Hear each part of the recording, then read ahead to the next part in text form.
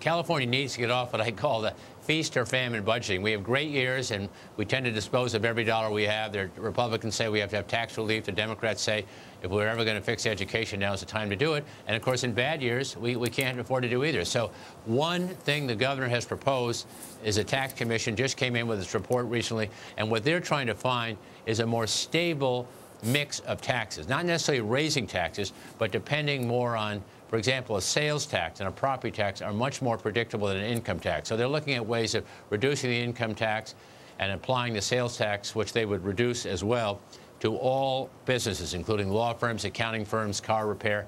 So you broaden the base of taxpayers, but the overall impact on individuals, at least theoretically, is neutral.